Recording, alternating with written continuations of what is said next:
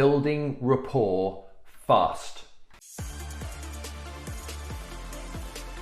The one thing that I always did, from 2009 to 2015, I ran a proper telesales life insurance operation. And the big thing that was all written on all of our walls in big capital letters, bold, was smile before you dial. The power of smiling before you call somebody, it comes across. And that first impression is absolutely everything. You have to capture your prospects, your leads' attention as quickly as you possibly can. So smile before you dial. Take that attitude into everything when you're making phone calls. Once you've then got your prospect on the phone, you need to be saying, have you got a minute? Don't say, have you got time, or anything along those lines. Break it down to, have you got a minute? Have you got 60 seconds?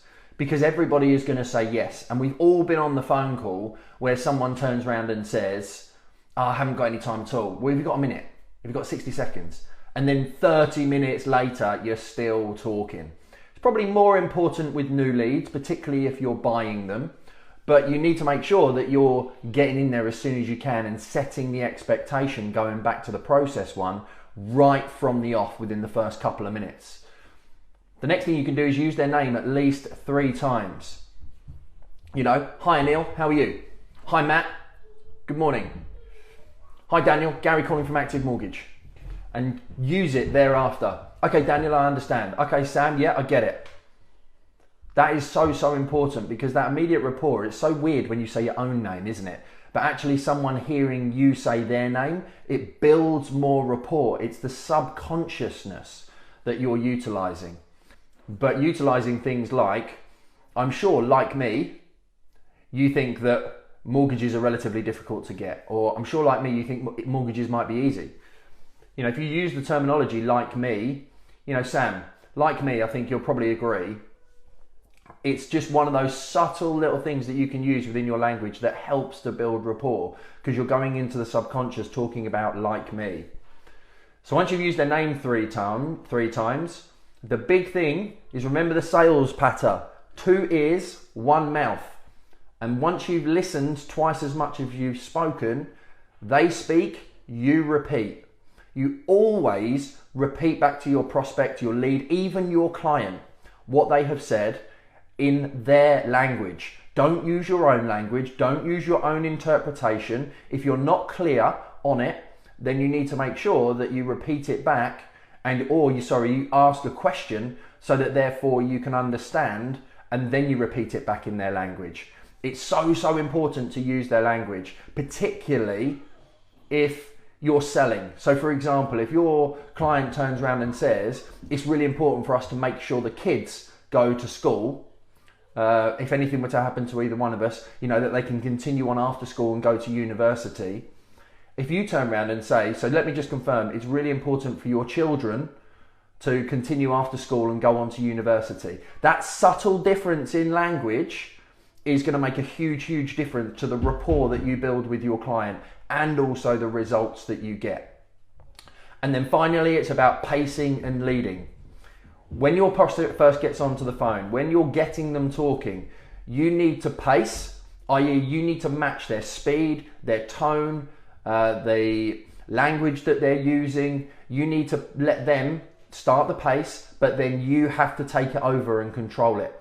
But if you come in up here at 100 miles an hour and really loud, and they're really slow and quiet, you need to bring yourself down and therefore speed them up. So you have to pace and lead, and that doesn't happen straight from the off. That's a technique that takes some time, but listen to how they're speaking and start off at the same level that they are. And particularly when you're looking to get in for the close, you need to get that element of excitement going. You need to get them to speed up. So there's some key fundamental things that you need to think about when building rapport with your prospects. If you do not have rapport straight from day one, you are not going to be able to ask the tricky questions around protection. You're not going to be able to have difficult conversations. You're not going to have enough rapport to be able to call your client out so that you can challenge their point of views. You've got to think about, how do you build rapport with your best friends, your family, the people that you deal with, and take that attitude into dealing with your clients. Because I know for a fact when one of my best friends turned around to me and said, Gary, I really want to cancel my critical illness cover. I was like, mate, you can't. One, you were 16 stone when you got it and you're 5'10". You're now 18.5 stone because you're a bodybuilder. If you cancel this now, you're also 3-4 years older, you're going to lose out. And I was really forceful with him. And about 3 or 4 years ago, he had a tragic accident abroad and broke his back, and he's been in a wheelchair ever since. But that critical illness cover, because he took it out when he was in his mid-20s, completely paid off his mortgage. Now, if I hadn't have been harsh and had that harsh conversation, that's a seriously harsh reality.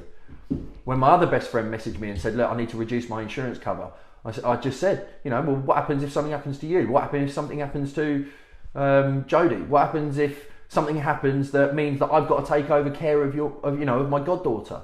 You need to make sure that you've got this cover in place because X, Y, Z, A, B, C. This is important to you. You throw it back at your friend because you had the confidence and the rapport to be able to do that. You need to build the same rapport with your clients and even say to them, you know, I'm here as your advisor. If I think that you're doing something that you shouldn't, it's my job to make you aware of that. But you have to build that rapport, and you do that part of it at the end of the strategy call. You should not fear challenging your clients because you are the expert, you are the advisor. If you turn around and went into a consultant to have an operation and you turn around and said, oh no, I don't think, Mr. Consultant, I don't think I need heart surgery, I don't think I need another stent. What are they going to do? They're going to turn around and say, you bloody do, because they're the expert, they're the one who knows more. You know more than your clients. And that's the thing that you need to take into, but you need to build that rapport straight from the off to be able to have those challenging conversations.